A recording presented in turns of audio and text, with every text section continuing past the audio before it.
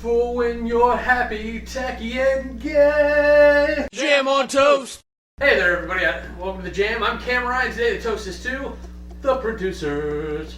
This is a SourcefedNerd movie club review, and this is one I've been wanting to get around to for a while, so I'm glad SourceFed picked it for us. But I'm going to say this right up front. This is almost like watching an anime in real life at points. The short sale is that a Broadway producer and his accountant decide to put on the Broadway's biggest flop in order to pocket the difference and retire on some island. My love for this one, Uma Thurman's in it. She does some amazing accent work, despite like they making her look like a giantess and compared to Matthew Broderick and Nathan Lane. I don't know what was going on there. Might hate it though. I love the weird, wacky stuff in anime. There was just several over-the-top craziness sections of this movie where you're just like, really? That just happened? But it's the kind of thing that I'm to expect from comedy on Broadway and live performance, and you have to act big to reach the audience, and that's just what it is, I think. The MVP for this is Nathan Lane. Other than his lack of twirling and a sinister mustache, his character cinches this all together. He's the motivation behind everything, from getting money from old ladies to going after Ula to putting on the production in the first place as a flop and taking the easy way out. And onto the categories. Aesthetics. When they put this together, they knew what they were doing. They made things pop that needed to pop. They paid attention to the set designs. They treated it like a Broadway musical that they put on camera, and I really did enjoy that aspect of it. Amazing when like Ula paints the entire room white as a wash to show that they're building from the start. I really enjoyed that part. It was one of my favorite parts. Will Ferrell's character is just ingenious to even include that.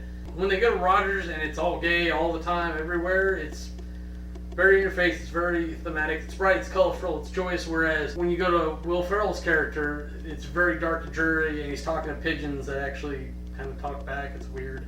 But they don't use very contiguous sets, and they use the color palettes there to make it clear where they're at and what's going on, and it's the same type of thing that I am aware of that you see in plays, and I really like bringing that to the movie. Aesthetics gets a 90. Character development. I don't think there was any. I can't say there was none, but because they went through an experience. In the very least, Matthew Broderick's character grew up a little bit. He got a girl, and he showed that he was brave enough to come back and face things at the trial. I gotta be honest, I got checked out after that point because to me the movie was over then. But for the most part, I see the same characters come in as the ones that go out. There's very little things, and as much as Ula should be a main character, she is a paper character. As basically the only woman role with any personality. I expected a little bit more. Character development gets 25. Storyline. I thought this was an interesting story. I would love to see it executed a different way. The idea of putting on a production or event and then having it be a massive failure on purpose is very intriguing, especially when you put as much effort into anything, it seems to be a success. Then, of course, there's the continuous contrast between success and failure throughout the whole movie, because at many points it turns out like Nathan Lane's success would be Matthew Broderick's failure and vice versa, and they kind of ride that fence almost all the way to the end when it does ultimately mean failure, and I still don't understand exactly what happened where they actually got in trouble. It went on, it was a success, right? Storyline gets an 80. Compulsion. This movie is generally funny. I like Nathan Lane. Matthew Broderick is kind of weird in this and a little off-putting, but I think that's part of the character, not so much Matthew Broderick.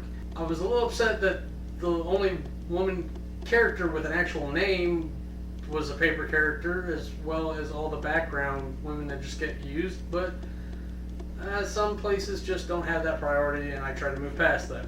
Nothing in this movie was particularly gripping, and I was kind of ready to go to bed throughout most of it. So when the natural end of the movie appeared to me, basically where they go to jail, I just kind of checked out, and it was time to go to sleep. Compulsion gets a 30. If you total everything up, you get an average of 56.25. For my wrap review, I gotta say, this reminds me of why I didn't used to like musicals at all, ever. I was very prejudiced, and then fortunate things like Nightmare and Moulin Rouge and Sweeney Todd, all three of some of my top movies of all time, very musical elements to it, and it shows that they don't have to be a certain way to make it work in a movie, at least. And I gotta say, I was really looking forward to this when it came up, and I'm very sorry that it didn't turn out for me.